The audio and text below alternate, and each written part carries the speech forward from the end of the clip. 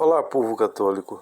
Para melhor entendermos o motivo da perseguição religiosa na Nicarágua, é sempre bom compreender o contexto político de décadas passadas para que não fiquemos refém do superficialismo dos jornais televisivos, fonte de desinformação oficial das massas. Durante uma parte do século XX, a Nicarágua era governada pela família Somoza. Existia no país uma conjuntura social de pobreza, analfabetismo, desigualdade e corrupção. Um excelente cenário para os revolucionários satânicos comunistas se apresentarem como defensores do povo. Era o cenário ideal para instalar uma ditadura anticristã em um país tradicionalmente católico, como toda a América Latina foi um dia. Existia de fato, um domínio familiar no país, mas como sempre a oportunidade faz com que os comunistas que há muito já havia se infiltrando na América Latina, o movimento se espalhando pela América Latina, usa qualquer tipo de regime que eles queiram derrubar como ditadura. Na verdade, existia, como eu falei, no país uma conjuntura social de pobreza, de analfabetismo, desigualdade, corrupção, e era governada ali meio que dinasticamente, pela família Somoza. Mas nada comparado a existir assim uma ditadura propriamente dita, uma ditadura no sentido literal e pleno da palavra.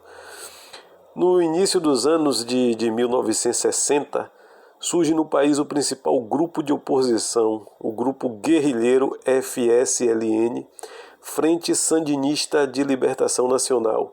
Esse nome sandinista é porque foi inspirado nas ideias revolucionárias do comunista Augusto César Sandino, morto pela Guarda Nacional do país na década dos anos de 1930.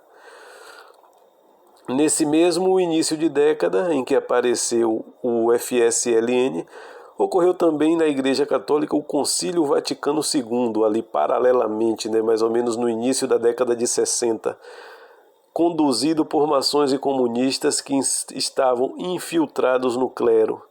Renegaram a doutrina social da Igreja para transformá-la em um instrumento de apoio para as causas revolucionárias, já que essas causas maçônicas comunistas são condenadas pela Igreja, pois, na essência, o objetivo é renegar Cristo e preparar para o reino do anticristo. Nosso Senhor foi bem claro: quem não está comigo está contra mim, quem não se junta a mim espalha.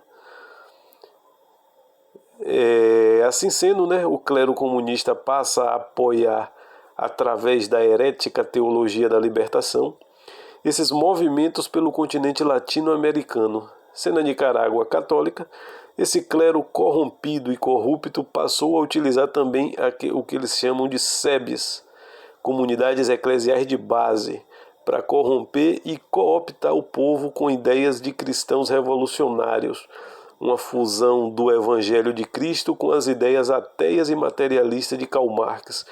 Ou seja, ele quer fundir as trevas do marxismo com a luz do Evangelho, misturando conceitos, para aliciar o povo que tinha uma formação católica.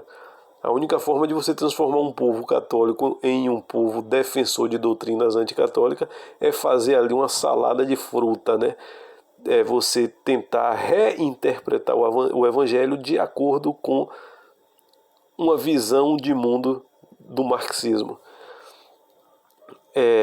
A única forma de enganar as pessoas era fazer uma leitura marxista do Evangelho. Um dos principais nomes desse clero apóstata foi o padre Ernesto Cardenal, que foi um padre ministro da cultura, inclusive no governo sandinista, que chegou até a blasfemar dizendo que encontrou o marxismo não pela leitura de Karl Marx, mas pela leitura do Evangelho. Olha só. Ele, segundo ele, encontrou o satanismo lendo o Evangelho. É a mesma coisa é o mesmo que ele está dizendo, é o que ele está querendo dizer. Em 1965, o atual ditador comunista Daniel Ortega também ingressa na guerrilha do FSLN. 2 anos depois é preso por assaltar o Bank of America, a carreira de assaltos e pertencimento a grupo guerrilheiro similar com o de Dilma Rousseff.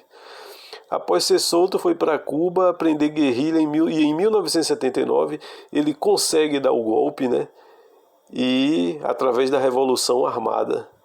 Agora entendemos melhor o que está acontecendo nesse país, com essa rápida abordagem. Um ditador comunista chegou ao poder e se consolidou nele. Agora está fazendo o que todo seguidor dessa ideologia faz ao se consolidar no poder. Perseguir a Santa Igreja de Deus, muitas vezes cuspindo-a fora, após chegar ao poder com o apoio do próprio clero que outrora o ajudou. É assim que eles fazem. Depois que eles enganaram bastante o povo, fazendo uma fusão do Evangelho de Cristo com Marx, chega ao poder, então, adeus Igreja, adeus Evangelho, adeus Catolicismo. Bem que isso poderia servir para nossos padres e bispos do Brasil, que continuam a apoiar um tal de Lula da Silva, que ameaça publicamente calar a imprensa católica. Um filho das trevas que há décadas vem tentando instalar no país essa ideologia e que é publicamente aliado do ditador Daniel Ortega. É sempre bom denunciar que, assim como na Nicarágua, nosso clero também se mostra aliado ao principal nome do comunismo no Brasil. Se o Brasil foi governado pelo PT, sendo um país historicamente católico, a culpa é massivamente do clero da teologia da libertação. Figuras como Dom Paulo Evaristo Arnes, o excomungado Leonardo Boff, Pedro Casaldáliga, Frei Beto, Tomás Balduino, entre outros, e sem contar o grande predecessor do comunismo dentro da igreja aqui no Brasil, que foi Dom Helder Câmara. Isso sem contar os que estão atualmente no covil da CNBB, silencioso, mas a gente vê ali que pelo palavreado dos discursos, a gente vê aquele traço de marxismo. O fechar os olhos para que tudo que o PT fez, não só contra o povo, mas contra a fé, que é pior ainda, ir contra a fé e ir contra Deus.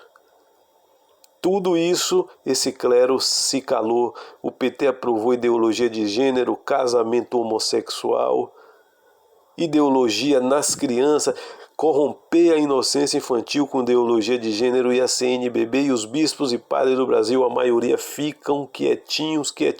É uma omissão que no fundo é uma concordância silenciosa. Parece que os bispos da CNBB continuarão omissos a tudo isso, mesmo sabendo que Lula representa essa ameaça à nossa nação. Parece que nossos bispos não renunciaram a essa ideologia satânica e fingem nada a ver. Porém, os raros padres e bispos que têm plena noção da crise que vivemos e lutam pela restauração da fé, aproveitem para denunciar tudo isso de cima do telhado em alto e bom som enquanto é tempo, sem meias palavras e dando nome aos bois.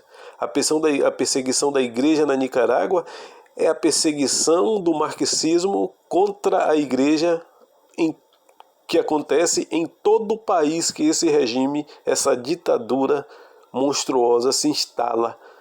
A perseguição da igreja na Nicarágua é só um retrato do início das dores com um desfecho imprevisível, que pode ser trágico.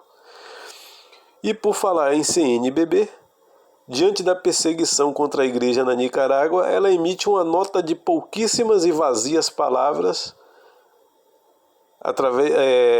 ao presidente da Confederação dos Bispos da Nicarágua, escritas pelo presidente da CNBB, Dom Valmor de Oliveira Azevedo.